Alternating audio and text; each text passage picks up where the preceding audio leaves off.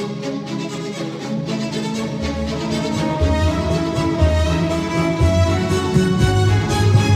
live play.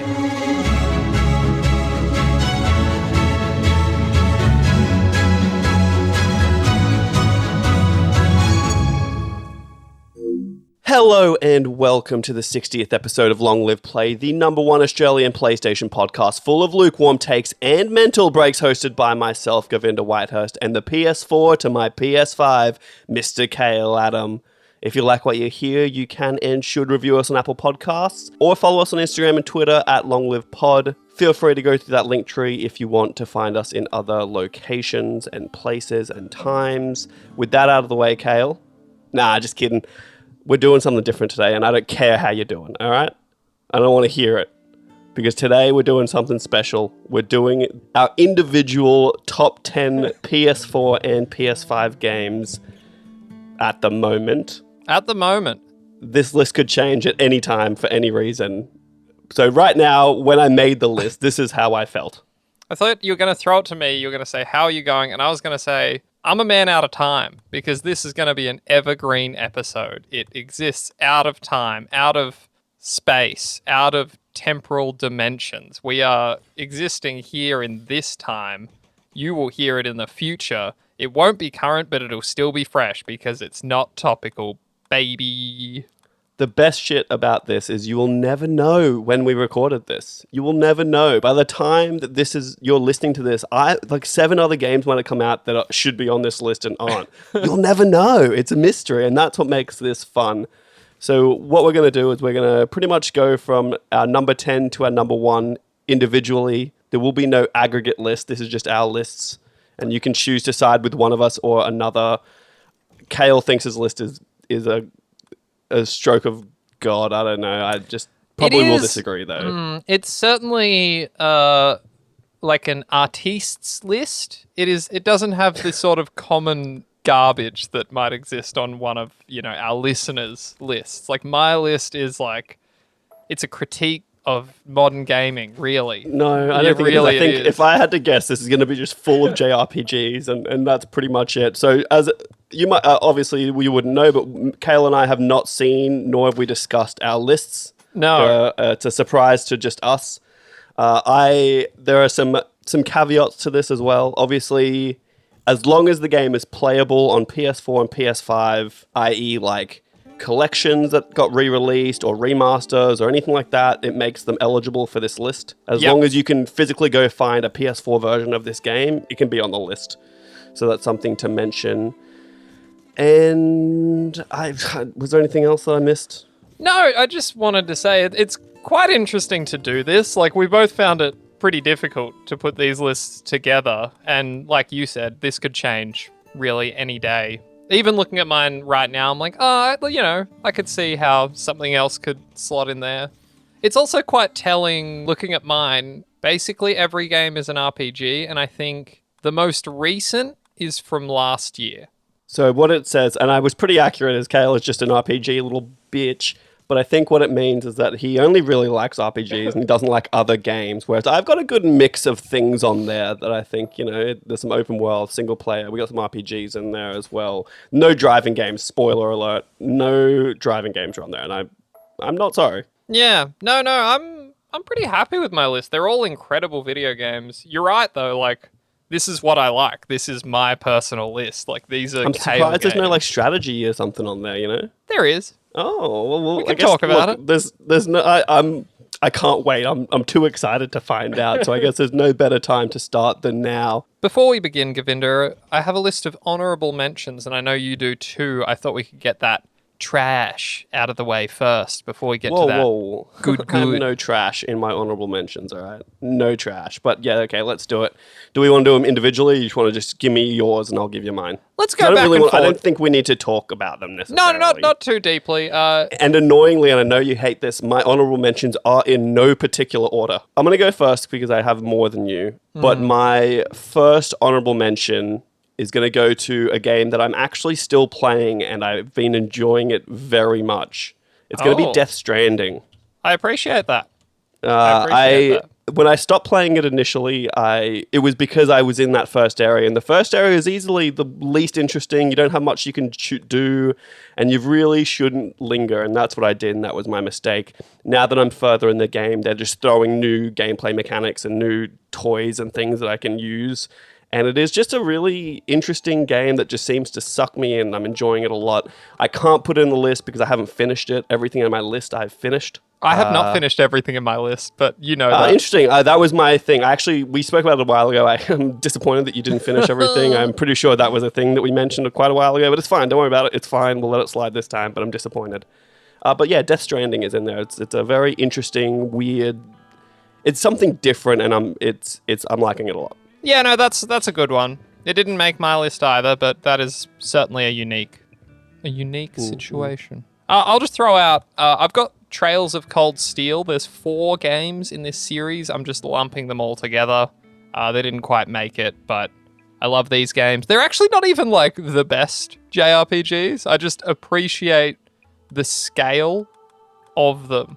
Like, this is 4 80-hour JRPGs set in the same... They tell the same story with the same characters. And they just... It's wild. And there's a whole thing. Like, I started playing them in Japan.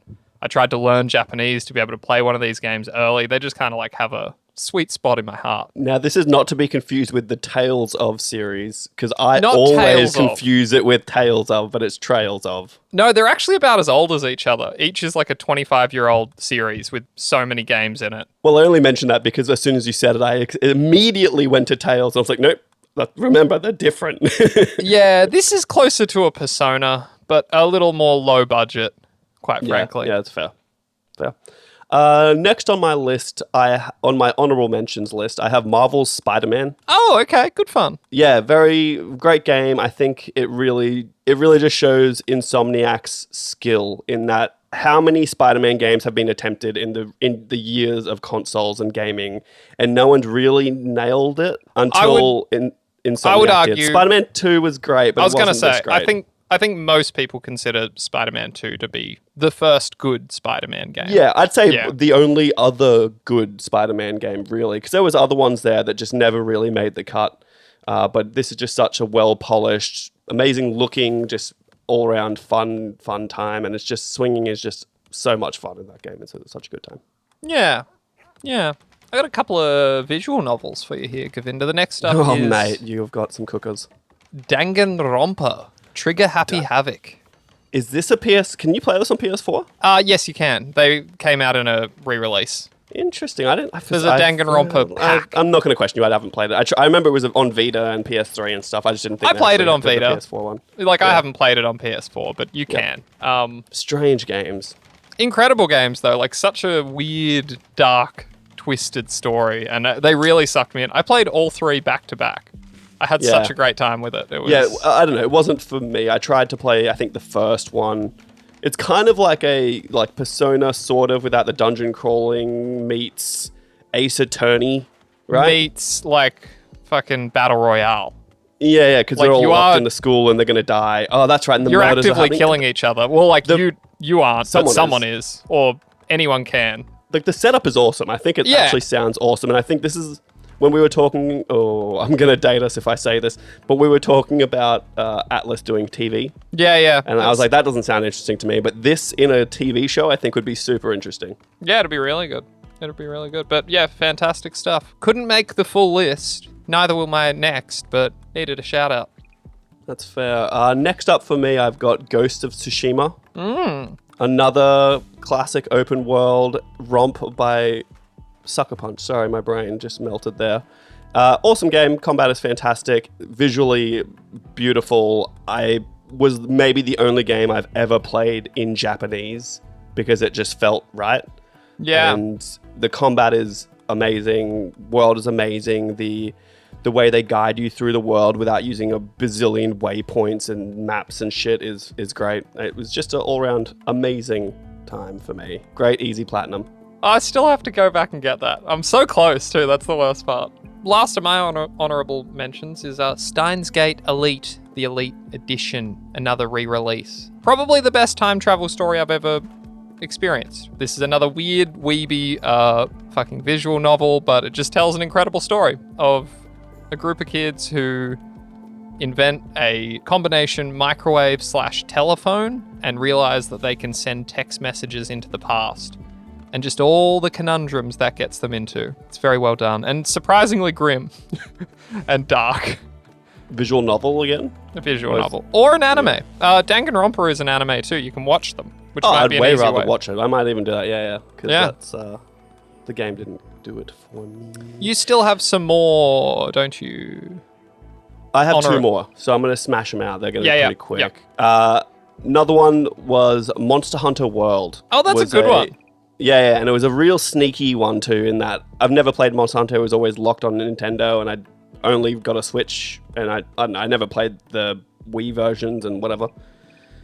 But what a fun little game, and it's just so quirky and weird, and Cat's making me food, and there's something satisfying about all the different weapons and all their combos, and you've got to go hunting, and it's just such a good like loot cycle and gameplay cycle that I just really enjoyed it, and surprisingly so ended up putting in like almost 100 hours into it. It was just a really fun game, and I even went back for Icebreaker. Ice World or something, or Iceborne, maybe. I don't know. The ice One of one, them. I went back for that with some friends, which was really fun, and just going out and hunts with people was a good time. So that was really sick. And probably, maybe surprisingly on the honorable mentions list is, not surprisingly, just that it's not higher up, I guess, but The Witcher 3 Wild Hunt. yeah, interesting. Awesome game, fantastic, disappointing to hear. Like, I'm just waiting for that PS5 version because I want it so bad, and disappointing it was followed up with such a mediocre title. Also saw something where CD Projekt Red's share prices plummeted 75%. So Yeah, well, it's a bad time for them. But what a great game. Honestly, I just really want a PS5 version so I can go back and do all the DLC that I never got to do. But yeah, that's my honorable mentions. it is funny, like, at how we put these lists together. I didn't even think of The Witcher. I understand it's incredible. I love playing it, but it didn't even come to mind when I put together my list. Didn't even think about it. I guess I won't spoil it, but we can talk about it at the end. My list is quite shocking, considering that we do this show and what I do for a living. It's a very... Should we just get into it? I might as well. You can kick it off if you want. Number 10 is a little game called Transistor, developed by Supergiant Games. Now, Transistor was one of, like, the first games I think that I platinumed, and I just had such a good time with it. Like, the music, the story it tells, like the combat, everything clicks, and it's like just a couple hours long. It's nothing crazy. I think even the platinum probably only took me like 4 or 5 hours maybe to get the platinum. But the music specifically is just so sick. What's his name? Such Daniel good Korb. time. Everything about it is just such high quality, and it's stuck with me. Every now and then I'll get one of the songs stuck in my head, and I'll just be humming it. And remember the hum button? Yeah, you can just start humming a song. Yeah, it's awesome. Yeah, and the combat was really different. I still don't think there's anything quite like it in terms of that sort of combat. So I definitely get it. I honestly, that's probably, if I had a list that was like top 20, it would probably make it in there. Yeah, I guess we should have set up front too. We both went through our trophy lists, and this one kind of stuck out to me because it was so long ago. It was like 2014 or something. I think I played this. Oh yeah. Old. It was a PS4, launched on PS4, I believe. But yeah, what a sick game. Good times. Number 10 for me, I have Bloodborne by From Software. Oh yes. Just a gothic treat. You know what I mean? There's something. It was familiar in that it was a From Software game, and it had a lot of the similar tropes in it, but also was different enough. And it was just a special game when the PS4 came out.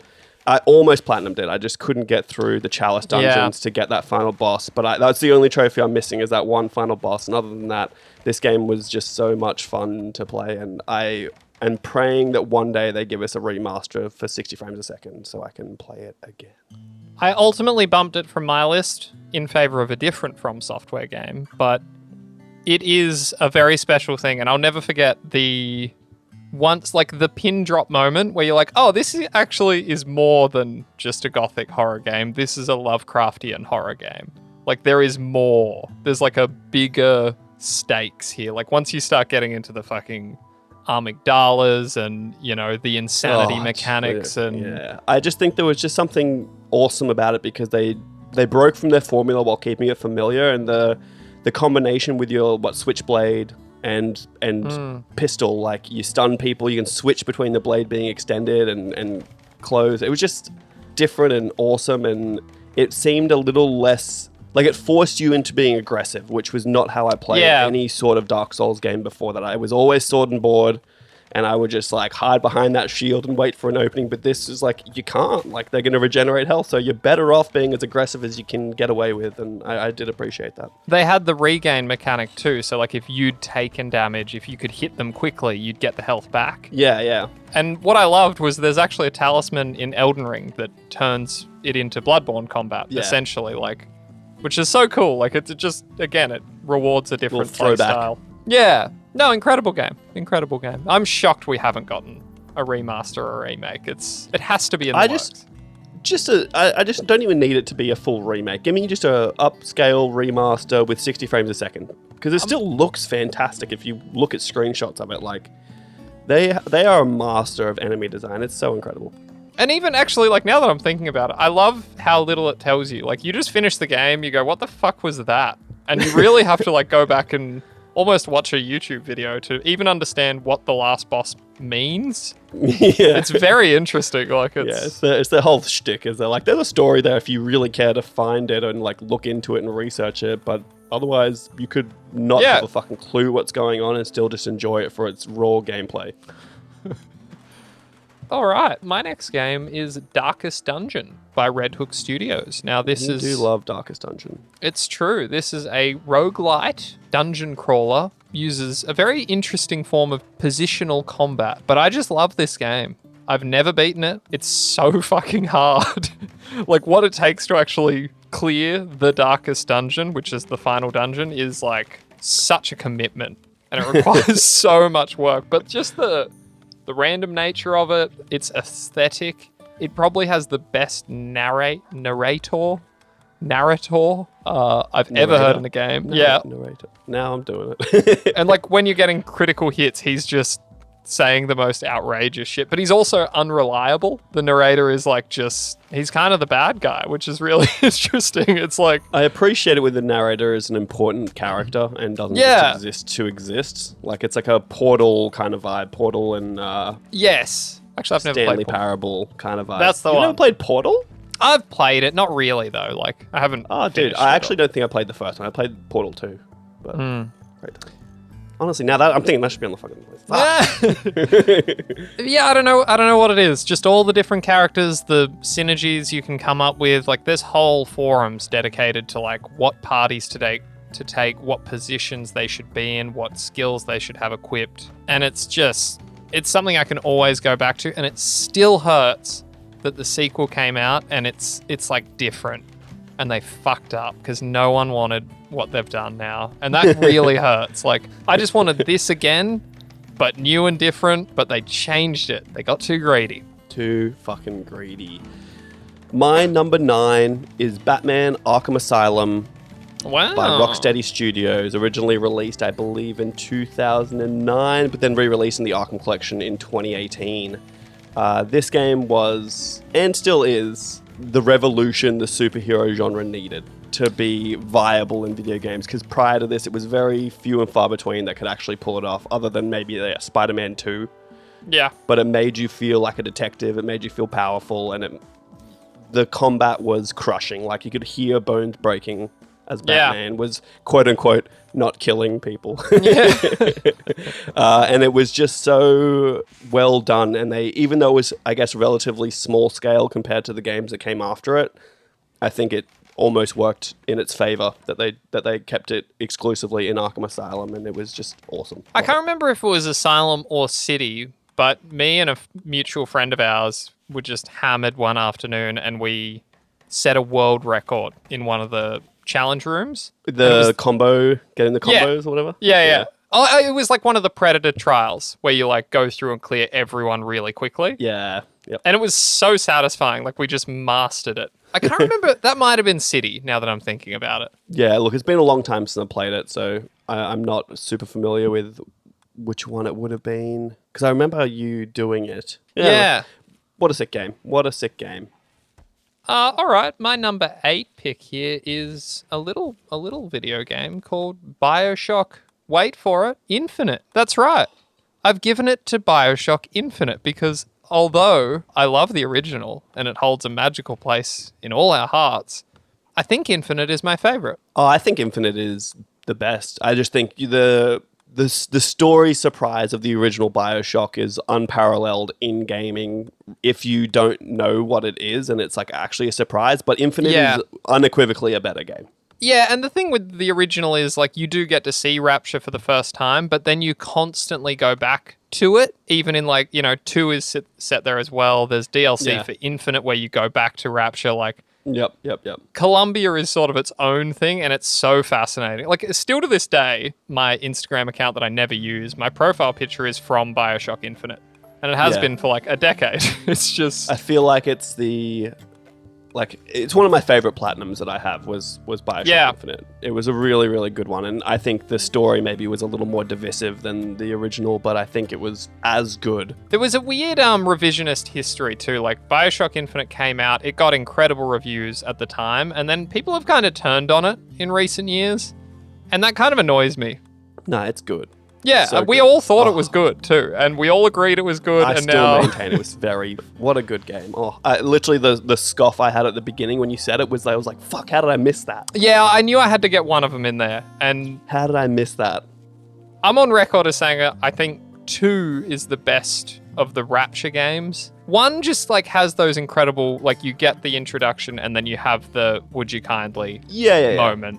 But other than that, the gameplay is by far better in 2, for sure. But I would argue that I didn't love the big sisters, I didn't love them. See, I loved the big sisters, and I loved the being the big daddy, and you take the little sisters around, and you do those defense missions. I loved that. That was cool. That was cool. Very cool. And there was the risk reward kind of thing. Like that was it was good. Shit. That was pretty lit. Okay, I'll concede that point. I've lost track. Is it my turn? My number 8? Yes, it is. Yes, it is. 8. My number 8 is Mass Effect 2. Oh. I'd never played the original Mass Effect because it was an Xbox exclusive and I was a PlayStation baby. And so when Mass Effect 2 was available and I'd heard all the hype from the first one, I played it and I remember just being absolutely blown away by the storytelling, the writing. The gameplay maybe is a little weakish, but I guess at the time I didn't really care because it was just so good. And really, it's one of those games where I'm more looking at this in comparison to like a Fallout game rather than Call of Duty. I'm not looking for those sort of mechanics. It is an RPG at heart. Maybe a little more light on the RPG elements, but such a fucking good game. Such a good game. Little tease for you here. I've got a BioWare game coming up too, but sticking on Mass Effect. It's interesting because I did play the original. I had a 360. A 360? Was it just base? It was 360. It was okay. Such a step up. I remember being initially taken aback because I was like, oh, this is less of an RPG and more of an action game. But ultimately, I was wrong. It's better as more of an action game, like a streamlined... But they stepped up so much, and I just thought it was so cool. And I think maybe for its time, it was pretty rare that it was... Like, you would have different crews, and by the end of the game, like, different people would be alive, and then you go into the next game, and it would be like, hey, we remember all the shit you did last time, and... It's so funny you say that. I did a story for Push Square. Oh, we're going to date ourselves again. But just about the original writer, Drew Karpyshyn, he wrote 1 and left towards the end of the development of 2. He didn't work on 3, and people were asking him on Reddit like how he would have changed the ending. And I just went down the rabbit... Yeah. And I just went down the rabbit hole and like relived all that shit. Like, because remember, they just gave you the illusion of choices. Ultimately, it never mattered in the end. All your choices really do funnel into 3 fucking pots. And then they like kind of expanded on that in the extended cut, and they added like a kind of shitty 4th ending. But ultimately, the greatest trick of Mass Effect is they make you think it matters. Well, there's no game... that's not true, I'd say. Heavy Rain, but there's no kind of game that's got action gameplay like this that can really give you ultimate choice. Like a game like Heavy Rain can do it because you're just playing a movie and it can be wildly different at the end. but really it's the journey along the way that will deviate, that will then ultimately funnel back together at the end, and then you get the same choices everyone else gets. It's just hard, though, because they said that it mattered. That was their marketing. They said that it all mattered, and ultimately, like a game like Fallout New Vegas pulled it off, where you can have different endings for different factions. They didn't even give you that. It was just three. Yeah, that is true. 3 blanket endings. Like, you end up in the same ship with the same options. it just depended what color pulse went through the Mass But Effect you might reloads. have killed 2 other crew members that you didn't that other people maybe didn't kill. Yeah, this is too fresh for me. It's getting me all heated now. And Yeah, it's funny, but too, yeah. because I'm kind of halfway through a playthrough of Mass Effect 2 with the Legendary collection that came out last year. I tried to play 1. I couldn't do it. It was too rough. It's a rough time. All right, Govinda, number 7 for me. This is, I believe, the most recent game on this list. It is Crusader Kings 3, Paradox Development Studio. Now, this is, I think it's a grand strategy game, but it's undeniably an RPG. You play the roles of your rulers and you lead your dynasty. This is a whole thing. I got you to play it a little bit. I think we're going to dive into it once we finally get... The trick is here, my memories are from the PC version of the game. I've played this. Yeah. On I was about console. to call you on this because I was like, are you saying this because the DLC exists on PC? Yeah, Or are I you don't think talking that the matters. base game. Yeah, that doesn't matter. It is playable, which is all that matters. Because there's other titles on my list that, like, I didn't play them on PlayStation, but they are available, and that's the spirit of this. I guess, but like a strategy game going from a PC to a console will give you a wildly different experience because of just sometimes the control scheme is just not good enough on a console, and it might detract from it a little bit. So Yeah, I'm just saying, I'm pretty sensitive to that, and I think their tread version, lightly. Yeah, I think they've done an incredible job. Like, it's not... Anyway, yeah, that's sort of getting a little too in the weeds. What this game does is it just provides an endless sandbox for me. And I just listen to my fucking nerdy historical podcasts, and I just play this game for hours on end. I don't know how you listen to podcasts and play a game like this when you have to read so much about what's going on and what you're doing. I just wouldn't be paying attention to the podcast. at the Once same you time. get to it, once you like get to that level, like, because you do see a lot of the same. I mean, there's hundreds of events, but if you play this for, I've probably played it for 200 hours, like, you start to see them turn up again. Yeah, you don't have to focus so deeply, but there's just so much potential, and they're working on this still. Like, there's so much still coming for this game. Like, this is going to be a standout strategy game for me, and the fact that I can play it on my PlayStation, sprawled out on my couch, is unbelievable. My number 7 is going to be Persona 5 by Atlas. Persona Team, I guess, more specifically.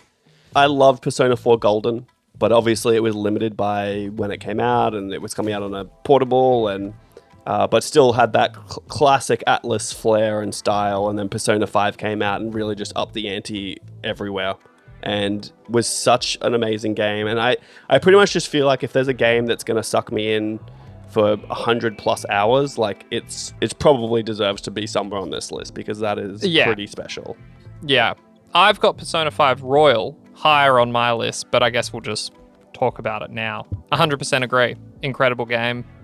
For me, it even... Because you played it at launch. I played it at launch. That's why I specifically said Persona 5, because I have not played Royal at all. Fucking hell. And it's hard to, because it's not like you will realistically probably ever play this again, but it would be interesting for you to see how... Because I have played both of them, how much Royal makes it better. It's almost unbelievable how much more has gone into it. Yeah, I'm interested because I guess my understanding of Royal is that they really just added an extra semester or something. They added an extra character. So much more than that. They've added several new characters, several new social links, and they're fully integrated from day one. You don't meet them in the final term. You meet them on day one, and then they're added to all the days that you played. They just do more with it. It's hard. It's one of those things where it's really hard to go back to a game that is 100+ hours and be like, I'm gonna play it again. You're like, oh, that's a tall order, but maybe one day. If a PS Vita 2 comes out and this gets ported to PS Vita 2, done. That's the time. For me, again, it takes me back to when I lived in Japan. It's you go to the same places. It's shockingly well realized. Like it. Yeah. Obviously Yeah. stylized, but Yeah, but it's like accurate. the little things. It's like what you can order in cafes and like just yeah. God, they make the food look so good. It's crazy. do. And Nothing they do that makes me there. want a Japanese curry like playing Persona 5. Yeah. I want that Japanese curry so bad. And like you learn how to make it a little bit better and Yep. it's so sick. I love the concept of like LeBlanc and it's just coffee and curry. You're like, can't we open one of those here? I feel like that would be such a good thing. But yeah. This game just does such a good job of balancing the like real world social links, going to school with dungeon crawling, because on their own they would get probably a little bit mundane and slow but then by the time you're feeling like that, you're in another dungeon, or by the time you're feeling like that, you've just popped out of a dungeon, you've got all this new shit you've got to do, and it's fuck, what a good game. I'm literally just looking at one screenshot of them in LeBlanc and I'm like, God, I should play this again. Even everything down to like how well written the social links are, like the fact that feeds back in, like you're unlocking new combat abilities. Then you go to mementos, you can do your grinding there if you want. Yeah. Just it's so also much. turn-based combat done right. It's just It's so quick. good. And it looks so good. Oh, the style, just the whole style of the game. The music is so good. Oh, Yeah. what a good time. And finally, my dreams answered, Govinda. Another thing I willed into reality. We are getting a PS5 version this year, and I will finally beat it at 60 frames, like I've been holding off. Maybe that's the time that I can play it too. Yeah, I will say, I think this is almost a good time for us to do these lists because it is the doldrums. it is, isn't it? It'll give you, if people haven't played some of these games, go back and play them. Particularly my list, because I think it's better than Khayl's and more. Look, it might be a little more popular, but I think that's good. So yeah, that's my number 7. All right. My number 7, another From Software game. I've given it to Dark Souls, specifically the remastered version. Oh, okay. I think it is undeniable. It's one of the most influential games of the last decade. Now everything is a Souls-like, Souls combat, you know? Everything is... And it all comes back to this. Even just down to like the R1, R2 light attack, heavy attack. That is such a From Software thing, and people have taken that all over the place. Think about how small that studio was, how unknown they were. Like, that is how combat in Assassin's Creed is now. One of the biggest franchises on the planet. Yeah, isn't it crazy that the original Demon's Souls was published by Sony or wasn't published by Sony? Like, Sony didn't want to publish it because they didn't think anyone would want to play it. And then it has turned into Dark Souls and Elden Ring and Bloodborne. It's everything about this game. I've played it so many times now. I've really only finished it like once or twice, I think, but I've probably started 50 games, like fucked around with characters. I mean, you're a build guy. You're a classic, like, start a game, play like an hour and be like, I gotta change my build. wait until we get into my top 5. That's where it all really comes together.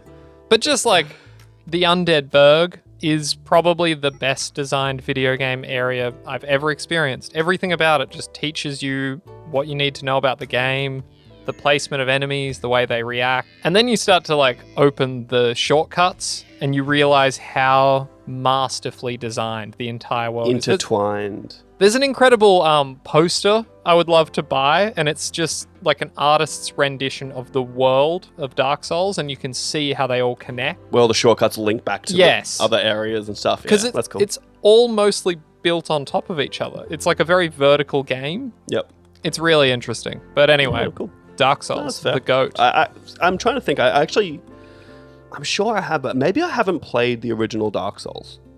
I've definitely played 2. I've definitely played 3. And like Bloodborne and Elden Ring and Sekiro to a lesser extent because that game's fucked. But It's very difficult. it's so hard. Dark Souls is, I think, still the best one. Maybe, like, I really went back and forward on Elden Ring, but I think I don't think it'll change for me. It's an incredible game, but it felt too recent. I was like, at least Dark Souls, I know. I've always felt this way about it for like 8 years now. It's interesting that you say that because my number 6 is Elden Ring by From Software. Oh, that you can't plan that. That's just luck. That's luck right there. Quinkadinks. Yeah, I put Elden Ring in there because it is, to me, as defining as when I like this felt like I was playing Breath of the Wild for the first time again, but I'm a grown up and it's a grown up game. It's a fun game. Well, no, it's honestly, sometimes it's not. Sometimes it's super fucking frustrating, but that is a FromSoft kind of thing, and it is less about fun and it's more about being rewarded and feeling that sense of like accomplishment when you do something. I think the sheer scale and versatility that you have, the different options in gameplay that you have, like you can play this game 20 times and play it completely differently every time. Yeah, different orders. Testament. You can go. It's a testament. You don't have to follow a specific path. You can kind of just like I skipped Godric's Castle at first just because I was like, fuck that, and I went and did shit beyond it, and then came back to it when I felt like I could. Yeah. So I just think it is an amalgamation of everything FromSoft has done before that to create this game, which is going to go down, I think, as one of the best games ever made. Specifically, it feels like it feels like what they've been trying to make this whole time. Like, if Demon Souls was the first draft, if Dark Souls was the first polished example of it, like, this is, like, the masterpiece. It's almost like they had to kind of go through and, on smaller scales, make sure their gameplay was where it needed to be. Yeah. And then they were like, okay, now let's do that, but way bigger and more in depth and give people way more options and not funnel you down a specific path and get people stuck on these roadblocks, but instead be like, okay, there is a roadblock there and you do have to do it, but you can do it in 15 hours if you want to. Yeah, like, come take your back. time. That's what really blew me away when there was a point like 60 hours in the game where I realized I was maybe halfway through it. And I just couldn't fathom it because I'd only been finding new things. And yeah, they use like the same types of dungeons again, but it's not like they're the same. They're totally different. Each has a theme or like a different challenge to it. Specifically the catacombs, you know. And even if they are like basic and cookie cutter, they have like an interesting boss at the end or... Well, look, there's times in the catacombs where you're going to find things where you're like, oh, I've seen this before, but also there's... 200 catacombs or something, and a handful of them might be recycling certain areas, but overall it's pretty impressive how varied they are. I suppose if I had to critique it, like some of the earlier bosses of those catacombs do come back as just basic enemies, but that's sort of a Souls thing anyway, like they do That's also a regular gameplay kind of thing. Like very often in many games you get introduced to an enemy as a boss, and then later on you've gotten way stronger and they're like, okay, well they're just kind of elite enemies now, like... Yeah, it's kind of a good progression. It shows you how far you've come, kind of. Yeah, exactly. Like, oh, I remember when this thing was really hard, and now I can absolutely dominate. And so what a good game. And I think about it still after beating it and platinuming it many hours ago, many days, months ago. What a good time. So I guess we're up to my number 5 now. This is the oldest game on my list, Govinda. This game came out 22 years ago.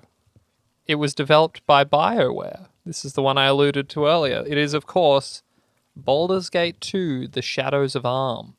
Still, arguably the greatest CRPG ever made. Now, I love this game.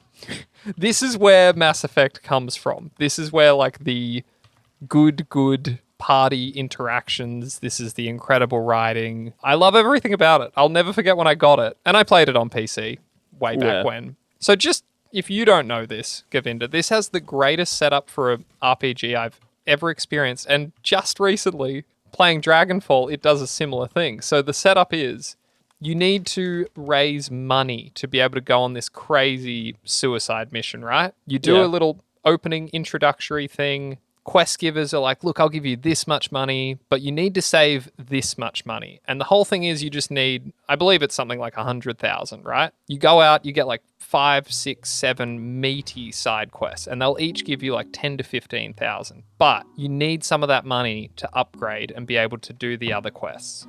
And the vast bulk of the game is you just doing side quests, but for a reason. And there's so much to tempt you to spend that money.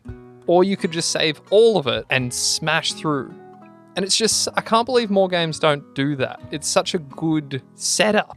And it just allows so much. And then you go on the actual quest, right? Yeah, and that'll lead into like, you know, the end game. There's more story to it. But the trick is, it's like, all the side quests are so well done. It's like The Witcher. Like everything is, there's no filler content. All these like side missions that you're doing would be the main quest of a different game. Like, and it just combines it so well. That's not even going into the infinite class combinations and party compositions as well. It's just, It's an incredible game, and it's amazing that it's mostly unrivaled, except for another game I'm going to talk about a little bit later in my list. Interesting. Was it, so it's obviously on PS4. Have you played it on PS4? Yeah, I have. Actually, I played it on Switch. They brought the enhanced editions. And talk about a fucking deal. So the enhanced edition is Baldur's Gate 1. There's a half game. Then there's Baldur's Gate 2. It's all the expansions for all three. And they're all combined in one package. And I have it on Switch.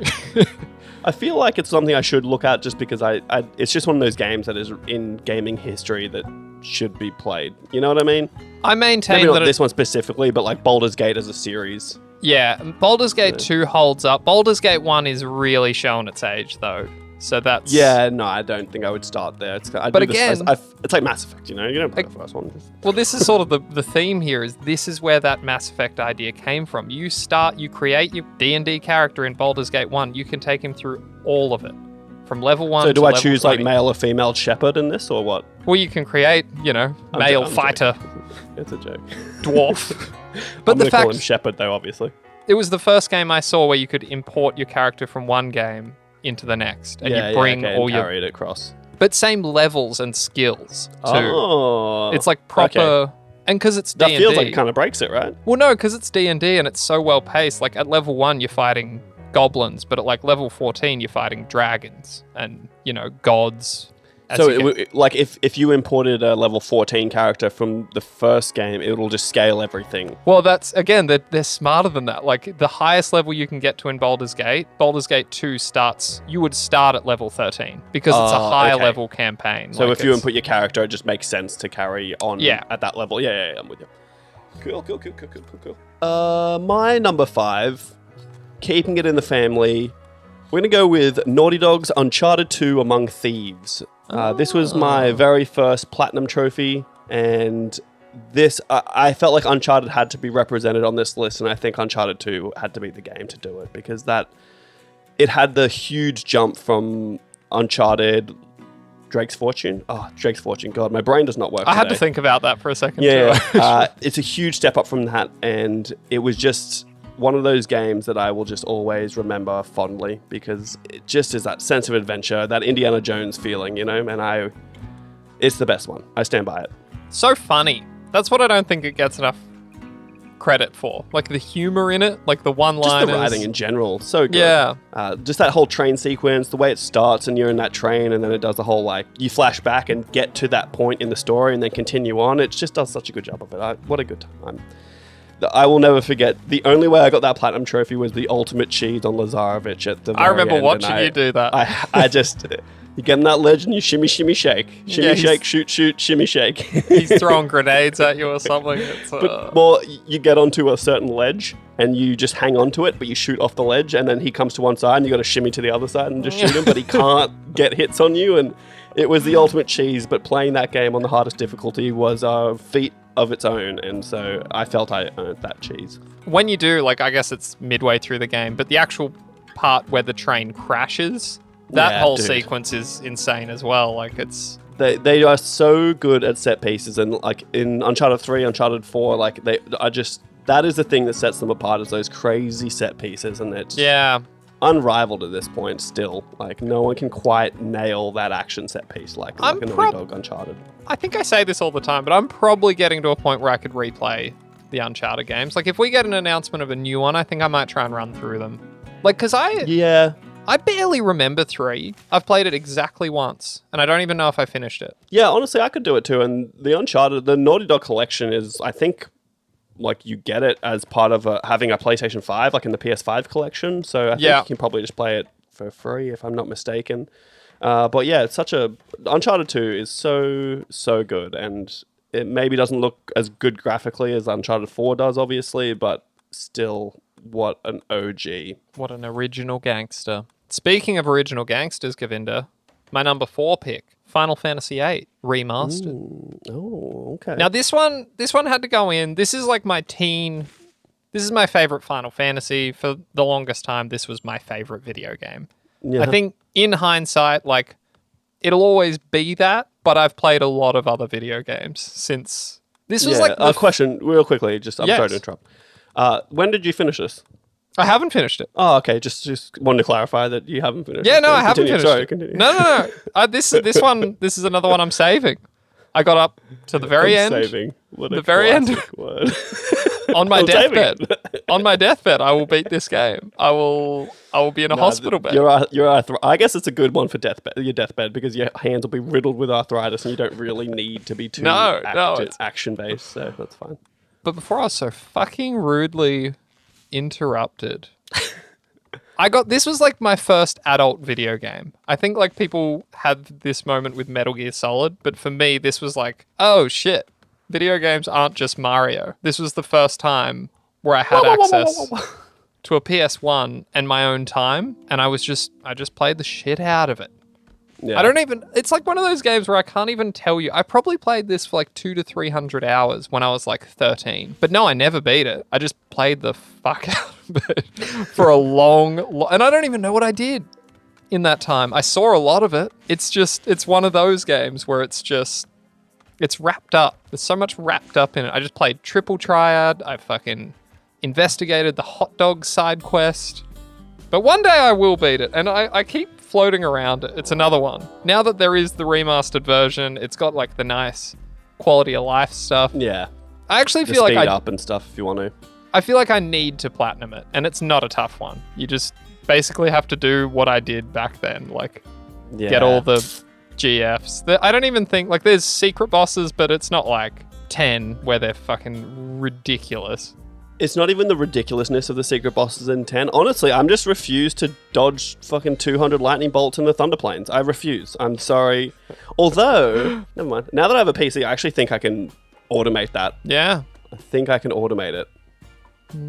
But anyway, it doesn't matter. Sorry, I also meant to say that was Square Enix, although at the time it was Squaresoft developed that one. Squaresoft, we realized this recently, but Squaresoft are the ones that made good games. Square Enix is a bit, Yeah. It's hard, isn't it? Moving on to my number 4. The Last of Us Part 2, in keeping with the Naughty Dog vibes. The Last of Us Part 2, and I felt like The Last of Us needed representation in my top list. Now, the reason I didn't go with the original Last of Us, because I would argue that just the story of that original is the best. And not to take away from the story of The Last of Us Part 2, which I still enjoyed. The original simplicity in that it was just a man and a girl trying to get to a certain place to save the world from this disease. The simplicity really helped it and was amazing. But if we're looking at this as like the best game, the Part 2 is the best game. Yeah, it is better. Moment-to-moment gameplay is absolutely phenomenal. And obviously we've got The Last of Us Part 1 coming out on PS5 soon, and maybe that will change this. If I play it, I'm not paying $125 for it, I refuse. But recently replaying this game and getting the Platinum Trophy for The Last of Us Part 2 really drove home just what an incredibly made game this is, and just the attention to detail and the characterization. It's just unparalleled, honestly, in the industry. There's nothing else quite like it. No, and it's so hard because I think this is the first victim. Again, yesterday, doing the Mass Effect thing, I promise this ties back. I feel like that was the moment where something changed with fans. The Mass Effect 3 ending and the whole fucking Save Mass Effect project where they raised like thousands of dollars and they sent all the fucking cupcakes to BioWare, and like fans got so shitty. And I feel like The Last of Us Part 2 really suffered from that. I loved it and I really think I want to go play it again. But there's just something sort of surrounding it almost where you're like, I kind of got caught up in... I mean, I always loved it myself, but there were just so many shitty people. The fandom fervor. People were talking shit about it so much that I think that subconsciously, I don't know, made me forget how good it was a little bit. Yeah, very possibly. And look, don't get me wrong, it was jarring. Like, I remember playing it, and then all of a sudden I'm playing as this other character I've never seen before, and I was like, what the fuck is happening? Like, why? I didn't ask for this game. I don't think anyone asked for it, but at the same time, it's like, we're in a weird sort of entitled place where you're like, but you don't get to ask. You get what they want to give you, and that's what it is. What you asked for is Naughty Dog to make a game, and they did, and this is the game they made, whether you like it or not. And that's it. There's something about it where you're like, they just made the game they wanted to make, and you either like it or you don't, and I appreciate it. And playing it again, I was like, this game is mental. Like, No game makes me like emotional like The Last of Us does. It's wild. And it's crazy too, because it's not like Abby is a poorly written, underdeveloped character. She's still got that level of writing, but for whatever reason, yeah, it just, I don't know, there's that strange little disappointment surrounding the game. Well, if like looking back at it, there's just they do an interesting thing where in games you play Uncharted and you're Nathan Drake and you are just mindlessly killing so many people, and then The Last of Us 2 came along and was like, what we're going to do is we're just going to show you both sides. Yeah. Like, you're going to now realize that the people that you are killing are not just nameless enemies, no ones. You've even got NPC enemies like screaming out the name of their friends that have just been shot and killed, and it kind of adds weight to what you're doing. And it's not just, I'm playing a video game, but you are like, I just killed someone who's got a bunch of friends, and you're like, it adds a lot more weight to the gameplay, and it is incredible. Masterpiece. I've said it before, but I hope we get a third one. I hope we get a part 3, and then I'm ready to move on. But I'd like one more. I do too, but I would like to see something different first. Because then it's going to be... Oh, sorry. Because then we're going to have The Last of Us, and we'll have like The Last of Us Part 2, we're going to have The Last of Us Part 1 on PS5, the remake, and then we have Factions at some point, potentially next year, and then you're like, okay, well now we've spent 5 years on The Last of Us, and I'm ready to just see something different. Not Uncharted, I'd want to see a new IP, but then after that we come back and we visit Part 3, and then we have Uncharted just coming back in full force, and that's what I would love to see. See, I think I'm all right. I think I could go Uncharted reboot, and then we go to Part 3, and I'd be pretty happy with that. No, I want something new. I think Naughty Dog is... obviously, they're the biggest hits that PlayStation has, but I want Naughty Dog to branch out and just try something different. Honestly, like, if they mixed up genres just to do something different, I would just be interested to see what they can do. That's where it gets dicey, because they are not a mix-up genre studio. Like, this is what they used do to now. do Jak and Daxter. No, they didn't. I mean, they did, but those people do not work there anymore. Well, I think now that Naughty Dog has essentially what it seems like is 2 to 3 teams working, I don't see why they couldn't. I think they could definitely have a team working on something different, then have a team continuing on the namestays of The Last of Us and Uncharted. I just think they've been hiring and gearing towards a very specific type of game for more than a decade now, and that is what they do. They're the best of that. They could shift, but they won't be the best anymore. We'll see. I think they just have this... I think the way that they make games is very unique, and I think that they could still do something pretty special if they mix it up. So, we'll see. Yes, we will see. Number 3, for Khayl, Divinity Original Sin 2, Larian Studios. Now... I knew it was going to be on here. I was waiting for it. Yeah, this is my rarest platinum. You were talking about yours a little earlier. Yeah, I think Uncharted 2 is my rarest platinum at like a 2%, I think. Yeah, this is a 0.1%. My... Original Sin 2. It takes 400 hours and 7 playthroughs. It actually didn't. It took me about 100 hours. But it was a lot of work. This is the final form of Baldur's Gate 2. This is the end. This is the furthest evolution of what we have here, and it's incredible. There's too much to this game to go into, like just from the combat, what it is. It's just the story it tells. And again, it does that scale that I think I really like Baldur's Gate, you start at level 1, you end up at level 20, you're fighting gods. It's like a whole thing. Divinity is about you becoming a god, and it's crazy how they like show it. Yeah, and it also seems to do that thing. It's maybe a little bit different than Baldur's Gate that you were explaining before, but you start on like a small little island because you're captured and you have to kind of get off it, and then once you're off it, you're in. Like then you're like, getting through it all. It's not a perfect game, but it's one of the best written. There's so much to it. There's so many different ways to go about it. It's more open-ended than basically anything else I have on my list except Crusader Kings. Like, there's so many different ways you can play it. And again, the way these universes fucking work. Now Larian Studios, who is the best at making CRPGs, is making Baldur's Gate 3. How the fuck does that happen? That's like such a weird universe where that worked out. Yeah, I don't know. We're in just such different worlds because I gave it a red hot crack, and I don't have the mindset for a CRPG. I figured it out. I don't have it. Like, I was playing it, and I got trapped in some dungeon, and then I got into a fight in the dungeon, and I got absolutely rinsed, and then I I don't know, something happened. I think I beat it, and then I fucked up my save. Yeah. And I had to go back and do it again and got rinsed. And I was like, how did I beat it the first time? Like, I don't understand. And it just kind of broke me, and I fell off it inevitably. But I think for me, it's specifically, it combines the complexity and depth of a role-playing game, but adds in strategy, which is my second favorite genre. So the CRPG kind of combines them both, because there's a strategy to setting up your party and like what they're using and their abilities, and that is the crack for me. That is what I want in my veins. Deep. Yeah.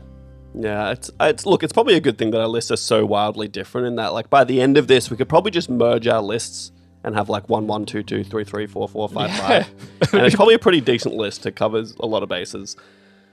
But coming in at number 3, we're in the top 3 people, so now this is the stuff you've really got to pay attention to. Coming in at number 3, Final Fantasy X. Yeah, right. HD, obviously. Of course. Obviously. Of course. Unfortunately, didn't have some of the nice quality of life features that 8 Remaster does. I guess it's because it actually came out a fair while ago now, didn't it? I had it on I think Vita. It did. What was it? It came out in 2015. Was the 10.10.2 HD Remaster. 7 years but ago.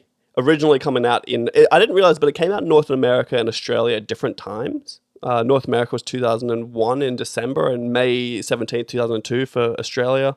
Makes sense, This game is on here. Look, it's maybe not the best game that's ever been made, but a lot of what it is that it's just a nostalgic game for me, and it holds so much nostalgic value that it's got to be up there. Like I will never forget sitting in a science class with my friend Matt, and he had a PlayStation like lifestyle magazine or something, and it was giving us a 4-page spread on this game before it came out, and I just was so excited for it. And I remember it finally got here, and you see the first sequence, the cinematic with Orin in Zanarkand. Oh yeah. And Ramstein is playing, and you're like, fuck yeah, like this is gonna be fucking sick.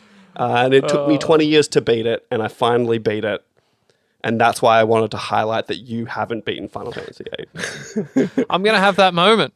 I'm going to have it. Except mine was earlier than that. Final Fantasy VIII came out in 99, I think. I had it at Game Boy. I was playing Pokemon. Just consider that, by the way. Like, Final Fantasy VII came out in 97. 2 years later, it was 8. And then another, I guess it was a year later they did 9. And then 10 was just the year after that. Well, was 9 2000? 99? I think so, yeah.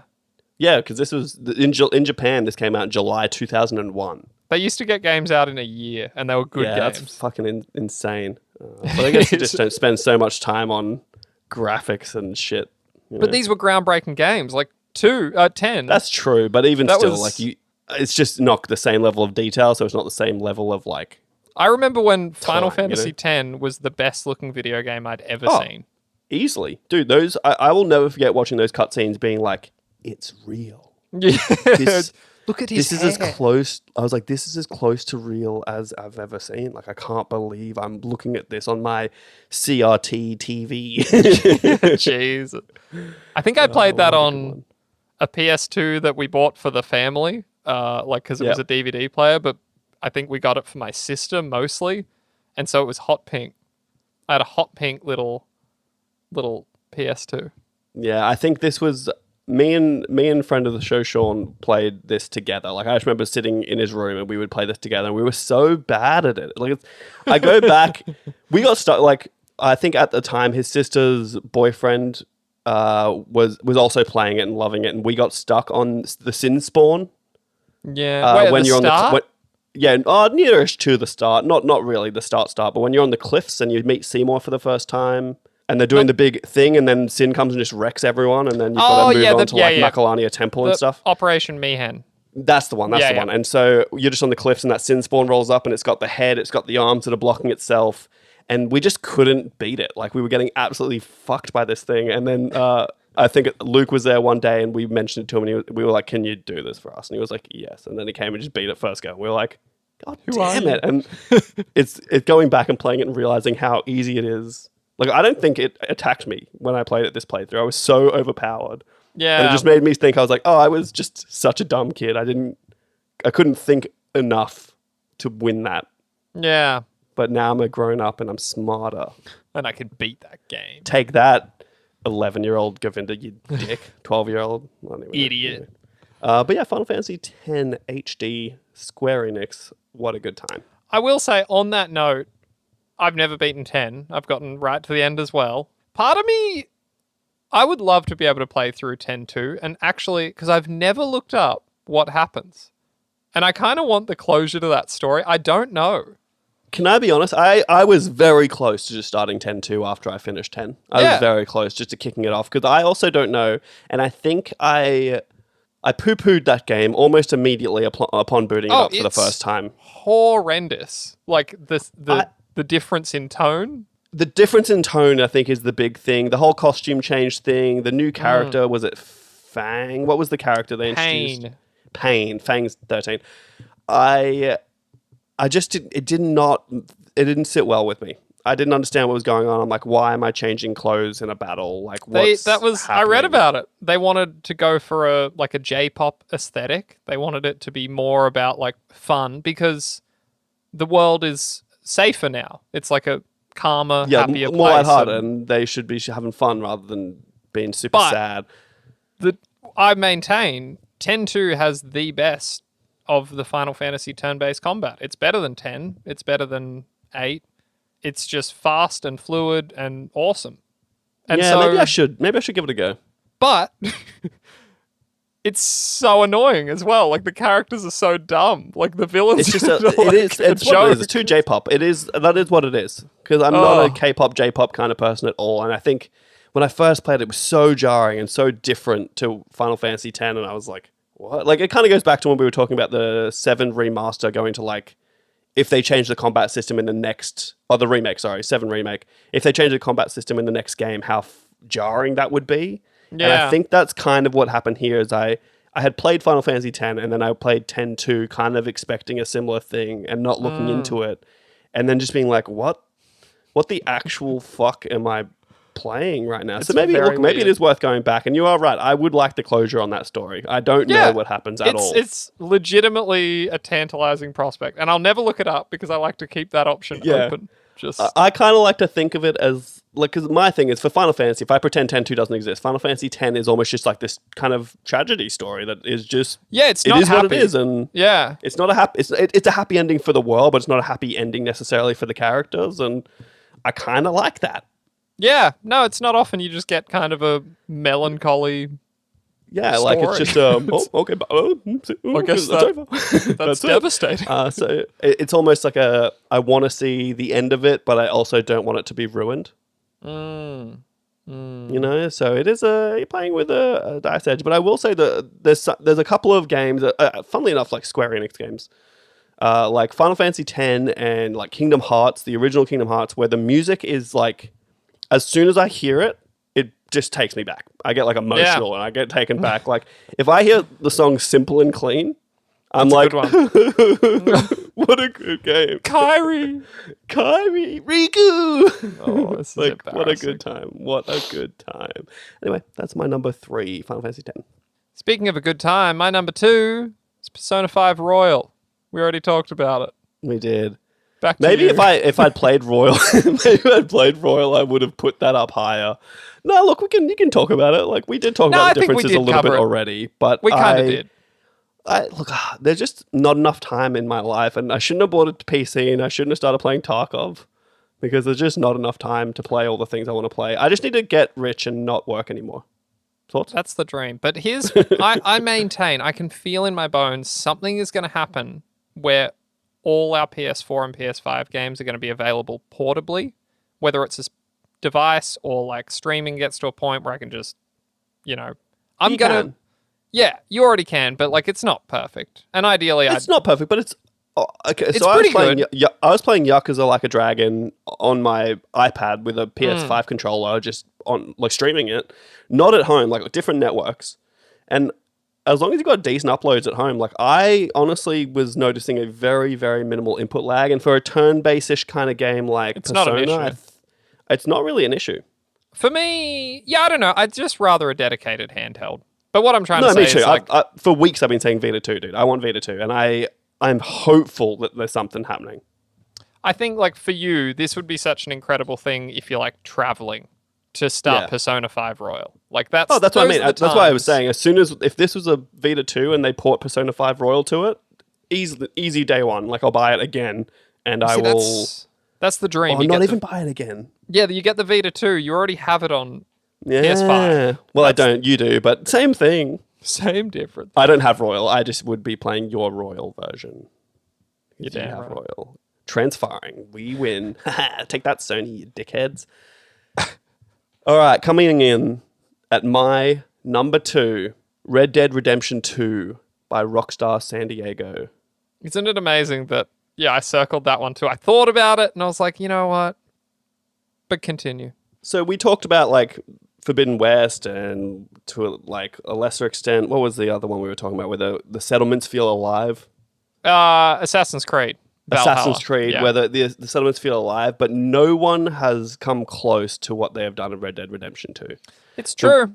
The world building in that game, the way you're interacting with NPCs that really have no relevance to the story at all, but are just alive and there and doing things is incredible. Like you can see a guy in the street who's drunk in the middle of the day and he asks for directions to his house and you show him directions to the house, but it's just to a stable and a horse kicks him in the head and he dies. Like just... Why was that there? It was just there because they wanted you to have an interesting interaction in a living town. And this game is honestly incredible. And it makes me very sad that I'm not going to get a PS5 port of this with 60 frames. It makes me real sad. I think it's one of the best games ever made. And I am shook that they are just kind of leaving it alone. Yeah. And I don't think we'll get another Red Dead Redemption game because it's interesting. Like, I think Red Dead Redemption 2 sold tens of millions of copies. That's not enough to Rockstar. Like they're in the business of 100 million copies sold. Like, so I don't think we ever get another one. Yeah, so it sold 44 million copies, which for any game ever made in the history of the world other than GTA, that is a gangbusters success. Like out of this world, astronomical success. But yeah, you are right. They are not if it's not triple-digit millions, they're disappointed probably. Not a single title on my list, I think, has sold that many copies. Not a single one. I don't think anything other than Red Dead has sold that many copies on my list. Elden Ring's at 20 million at the moment? And that is considered a astronomical success. Yeah, Mass Effect probably is sitting around the 20 million too, I'd imagine. I don't know. I'm ballparking that one completely. Uncharted, I don't even think it's probably maybe 10. Nah. Yeah, probably less than that. It's for 2, probably Uncharted 2 is probably even less than that. So it's sad because I think for me, Red Dead Redemption is a more grounded. It's still fun and got the humor and stuff there, but it's a more grounded world. It is a amazingly realized and deep world if you want to find the things you want to find. And it's kind of sad to me that they're going to lean more into these zany, wacky Grand Theft Auto games, and they will something like this because I think this was again, just like another one of those kind of tragic stories that was very compelling sad. the whole way through. Like it's honestly one of my favorite games of all time, I'd say. I think it stands out too because of its confidence. Like there are not many people cowboys aren't inherently cool anymore. Not anymore. No. They go through cycles of it, but not anymore. But they certainly just went with it. And I'll never forget your camp throughout the game. Like you come back and all the characters are there and they're just the fucking confidence of the amount and length of conversations that are just happening there all the time, and you can miss them all. But if you actually watch Dutch sit down and talk shit to fucking whoever, I'm blanking on names right, but what's Sadie Adler. Yeah, I'm thinking like some of the women, they're playing a poker game, and I remember just walking over and they're just talking shit the whole time, and it's just it could be 5-10 minutes. And you can just walk away. But if you sit there and listen to it, and you can even sit down sometimes and they'll talk to you and Arthur will get involved. It's very impressive. Yeah, and they leaned into the immersion side of things so hard. Like if you compare this to Red Dead, the original Red Dead, they leaned into it being immersive so hard. And people hated the fast travel system where you had to go to a train and you had to do this stuff. And I loved it. I was like, you can't just teleport. For me, it wasn't far enough. I needed it a little further. I wanted full survival sim. I wanted the horse breaking in mechanic to be more involved. There would be more to it. Like, Yeah. but it's so close to what I want. Well, I was going to say, like, because I'm not going to get this on PS5 at 60, I'm probably going to buy this on PC, and I'm sure there's mods that are going to give you that survival sim that you want. There isn't. I told you, I look every now and then. There just hasn't been. No, I haven't checked recently, but... Yeah, fair. Well, I just... What a game, and it will go down as one of my favorites, I think. Again, another game I spent 100-ish hours in. I do want to go back, and I've been waiting for this. I literally told you I played the first section of the game, which is pretty slow, arguably, like a little bit too slow maybe, where you're in the snow and whatever. And I played through it just so that when a PS5 version came out, I was just ready to go. Yeah, you don't have to do the whole thing again. So it's sad that if I get it on PC, I have to do that all again. But hey, it is what it is. It is what it is. All right, now I guess we get to the big boys. Number 1, Govinda. Number 1, PlayStation video game, PS4, PS5 game for Khayl of all time. It is Disco Elysium by, I've never known how to say it, Zaum or Zorm Studio. Disco Elysium it's the best written game I've ever played. It's funny. It's made me laugh, cry, and a true sense of awe, which I don't think video games can pull off. There was a moment in Divinity Original Sin 2 that did this too, where like I almost had to put the controller down. I couldn't believe what was happening in front of me, and I even have goosebumps right now thinking about it. Like those kind of moments, and it's just done. Again, it's a CRPG like I like, but there's no combat in it. There's one fight. There's one fight at the end, and even it is like unlike anything I've ever seen in a video game. Like it's the only combat in that game is a combat of wits. The combat in this, and this is, I guess it's a spoiler, but the whole game is building towards it. There is a showdown, and it plays out in the way that conversations do. And it's so masterful because that's all you've done throughout the whole game. So you are ready. And you're making decisions, but it's in the dialogue. It's just insane. Like, so I mean, it's a combat of wits. The whole game is a combat of wits. This is a game in which you can debate race with a black supremacist. You can do speed with a street kid. You can go searching for mythical beasts. You can become a communist. There's just insane depth here, and it's also so sad. When you get to the bottom of the mystery, like the whole thing is you play a man who drank so much that he can't even remember who he is. And obviously for someone to do that, there's got to be a reason. And it's just so rough. And it only gets sadder and more depressing. And again, it's built on top of like one of the most fascinating worlds. You know, it's in the backdrop of a failed communist revolution. And, you know, it's sort of like this old world, new world situation. But you're also like in a district no one cares about, and what you do doesn't ultimately matter. And then you have fucking Kim Kitsuragi, who might be the greatest companion ever. Can't even put it into words. And it's a thing where like most people will never play this game. Like it's it's a very, very specific kind of game. Yeah. If you don't like it, you're probably not going to like it, you know? And it's better now than ever. Like now they've added... There were whole stretches where it was just reading, but now everything is fully voiced. Even the Which is super incredible because it's constantly just text, and it is impressive that it's voiced. This is so good that the guy that wrote it, I believe I can't remember off the top of my head, they're Eastern European. He wrote a book, and I'm waiting for it to be translated in English. I've been waiting for 2 years. I've never wanted to read a book more. It's set in this world, and that's how good it is. That I want this foreign language book to be translated into English so I can get a little bit more. Just a little bit more. But this is the new benchmark for me. And yeah, I'm very excited to see what they do next. It really cements you into the world of computer nerds. And yeah. I respect you for just leaning into it, you know?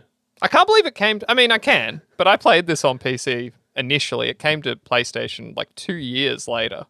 Oh yeah, again, we know my sordid tale with this game, and maybe I'll forget about the pain and play it again at some point, but the pain is real still. I just can't even, like the concept of the different parts of your brain being RPG mechanics, and also, like we are talking about earlier, unreliable narrators. Like the aggressive part of your brain telling you you can take this guy in a fight, but you can't. But it's so like fucking machismo, and like you start to believe it because you're like, well, what? I can do this shit. It's Yeah, and then just the lucky dice rolls you get where you're just like, you shouldn't have gotten that, and you somehow pull it off.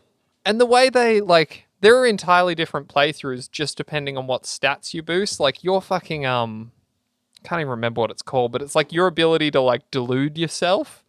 You can have a whole subplot where you like are talking to your tie. Your tie becomes like sort of a Jesus-like figure that guides you. And if you follow it, if you like believe in the tie enough, it can be used in the final fight. There is a payoff for being so deluded, so drug-addled that you think an inanimate object is real. Yeah, you can use it to get a different ending. It's crazy. Which is almost like, funnily enough, it's like a Fallout thing where like in the old Fallouts, if you set your intelligence to 1, you can't speak intelligibly. And that is reflected in the dialogue. Like you just can't proceed with quests because people are like, what the fuck are you doing? Like you're a dribbling lunatic. I didn't know that. Isn't that the original Fallout? Yeah, I think in the first 2 it was like that. Cool. I didn't know that. I like that. But anyway, Disco Elysium, my favorite game of all time.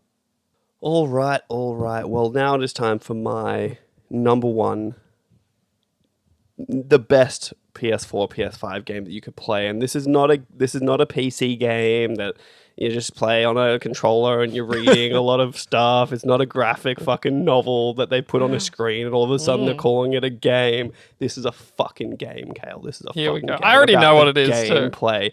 I don't give a shit if you know what it is. You know what it is because you know it is the true number one PS4, PS5 game, and that is 2018 Sony Santa Monica's God of War. I just knew it.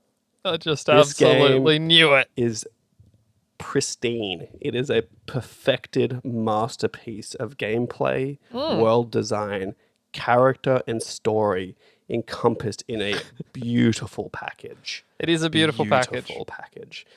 And I just can't get over not only how well the gameplay, like the gameplay is incredible because God of War, historically, you're swinging the little blades, and sure, they still exist in this game, but it is all about that Leviathan axe. Yeah. Dude, the sequel comes out in like 2 months. If you haven't played it, you're going to start the game with it. So you're gonna give me shit for spoiling the plot of the original Final Fantasy VII, and now you're gonna be like, oh, God of War, 2018. Yeah, pretty much. That's not the plot. I didn't spoil the plot. It's one weapon. Okay, everyone settle the fuck down. Easily my favorite game from PlayStation 4, and I haven't seen it beaten by anything at this point. And I just was in. Speaking of a game where you're in awe, constantly throughout this game was just in awe of it in design and everything, every little element. And this was like going back and having to fight all the Valkyries and do all that just to get the platinum was a whole nother quest of its own. And that was brutal. The world serpent, and just what a game. And it's crazy that they've gone from this character that was nothing but just yelling at everyone and screaming and killing to an actual character that had depth. And while he was still angry at the world and everything, you still see a completely different side of it. And it's so good. I'm excited for the next one. Probably the greatest relaunch of a franchise. Yeah, like the greatest reboot ever. Yeah, like it's just now people actually care. I never cared about God of War. Like, never. Like, I played God of War 3 and a little bit of, I think, God of War 1 and stuff, and like they're fine games. They're still good, and the gameplay was still, that was the highlight of those games, was the gameplay. Yeah. I don't know if you remember this, but like I got stuck on the God of War 3 final boss, and then you came and you beat it like first go, and I was actually kind of salty on that. I actually don't remember it. I guess remember that? We were living like together and I got stuck on the last boss and I was like, damn, I can't beat it. And you were like, give us a go. I was like, yeah, all right, I'll give him a go. And then you beat it and I was like, damn it. That's right. I literally don't remember that. But just it is funny that two of Sony's biggest studios did this kind of like grown up and child dynamic. Yeah. And they both do them similarly but different, and God of War is just incredible. And when you get to the end of that and it kind of does the ultimate reveal and you get to that top of that mountain, it's very impressive. And we'll never forget. I can't really explain it without kind of spoiling a little bit of it. But you know that you know at the end where you see all the giants? Yeah. I got this screenshot on my PS4 of like one of the hands hold up from the clouds, and I took a screenshot of it and I made it my background, and it perfectly pointed to the game that I was focusing on, and it was the best background I've ever done. I was like, oh, this is the best. It makes me sad that PlayStation 5 has no themes or backgrounds or anything that you can do. That is annoying. That Feels is like annoying. a little bit of a miss there. But yeah, God of War, I can't even deal with how good it is. Like, it did. Brock and Sindri, oh, what a good time. I loved the way like Atreus gets, like, he is a burden at the start. Yeah. But by the end of it, he's pulling his weight and he's like kicking the shit out of stuff in his own right. And they do such a good job of like, not even like you do level him up, but it's more story related. Like as things happen throughout the story. And just the way that they incorporate him into combat. Like you're not like, sure, he's passive. Like you can not touch him at all and not do anything. But at the same time, like you can hit a button and he will shoot the enemy that you are fighting or an enemy that you're not fighting and stun them to stop them from hitting you. Like they really do a good job. Whereas like with The Last of Us, like in the first one, Ellie's so passive. You can't really tell her to do anything. She's just there. She does what she does and that's awesome. But in this, they make him an active player that you are controlling to some extent, which is really cool. Yeah. And just the reinvention of Norse mythology. Like the elves in it are so wild as like those crazy insect almost kind of things. And yeah, look, and like they do a good job of building a world that you can explore and you're finding things and you can kind of side quest a little bit and do other things. I guess the having to go to the, what is it? What's the bit where you do fast travel to different realms? Oh, like the Yggdrasil. Oh, the Bifrost, or is that? Maybe, I think it's the Bifrost. I think it's the Bifrost, Yeah. and that is a little painfully slow sometimes. Where I'm like, okay, just get me where I gotta go. I don't want to wait for this whole thing to turn and do whatever.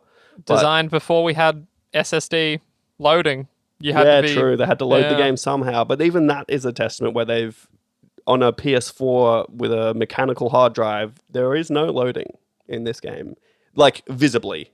It would be interesting to see how this plays on a PS5 and if those sections are shorter. That would be interesting to see. I feel like they're probably not, because you still have to wait for you have to wait for it to line up. And so I feel like the turning of that Bifrost kind of section, like it's got to turn and lock in. And I'm actually thinking of those bits where you like go to the in-between dimension and you're like walking down those pathways. Oh, true. Yeah. Those I feel like, yeah, true. Yeah, probably. I feel like the door might pop up earlier. Yeah, that's because you're waiting for the door to spawn, essentially. Yeah, that's right. Yeah, true. Maybe they wouldn't be there. Yeah, it's... Like maybe you just get into you just teleport and you're there, rather than having to do the little mid-section of that.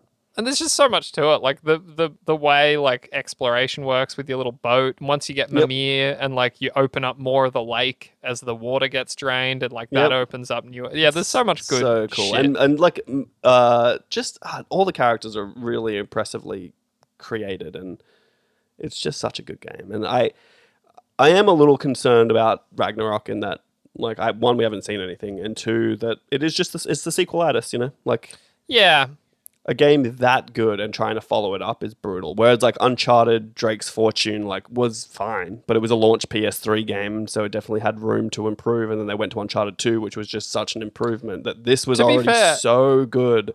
To be fair, there was a bit of a backlash to Uncharted 3 though, like where they're like, well, it's not quite as good as 2 was. Like there was sort of that feeling about that's it. why I chose 2, because 2 is maybe probably the high watermark. Actually the best, but it is the benchmark really for Uncharted. Yeah, I would say 4, but it really requires all the rest. It's so involved with. It's true, and I also like. Obviously, 2 is the most stripped down, other than Drake's Fortune excluded. 2 is stripped down in terms of gameplay mechanics. Like you don't have to pick, and you don't have a car, and you don't have you're missing a lot of actual things. Like I can't throw a rope and swing in 2. I wish you didn't have to throw a rope and swing so much in 4, but you do. But then that's what it means. Sometimes then you get these mechanics and you're like, I feel like they overused the car a little bit. They overused the swinging and stuff. So it is what it is. But yeah, God of War is my number one at this point in time. Maybe it will be different tomorrow. I don't on know this for exact day. No, it's good. I think that's a good list. We've covered a lot. Interesting to note that I do this podcast. I work for a PlayStation website, and there was not a single first-party PlayStation game on my list at all. Yeah, you pretty much just chose games on computer that are playable on PS4, but that's fine. Yeah, but I guess that's how I do it. You do you, and that's why this works, is we have the real good games that I have in my list, and then Khayl's games, which is just specifically for Khayl in his list. With the exception of BioShock Infinite, and even then you could make an argument. And Persona. They are all RPGs. Is Persona the only crossover we had? It was, wasn't it? It was, yeah. That was the only one. And even then, it was technically different versions of it. So, well, that's just because I hadn't played. It felt disingenuous to say Royal when I'd never played it. So that is what it is. But dude, this went way longer than I was thinking. So I knew it would. Gonna go. All right then. Well, let's do this again with some different variants. Yeah, I was saying we should do the most disappointing games of the PS4, yeah, that'd be fun. PS5. That would be fun because at the moment it's all sugar. So yeah, it's all sugar and spice and everything nice. But anyway, this has been episode 50. Nope, sorry, this has been episode 60. This has been any episode that I want it to be, because this is what we call an evergreen. It doesn't matter when we post it. I could post this in 2 years and you guys wouldn't fucking know. They would, because God of War would be out. For Ragnarok what? would be out. And this would all seem invalid. Oh, shit. Anyway, this has been episode 60. I've been me. Khayl's been him. Leave us a review if you want to. I think you should. It's just a personal thing, but I reckon you should. Otherwise, follow us on Instagram, Twitter, @LongLivePod. Maybe I'll even post our lists together and take a poll and see who's better. Yeah, let's do that. Who's better list? Whose list is better? Mine. Goodbye. Goodbye.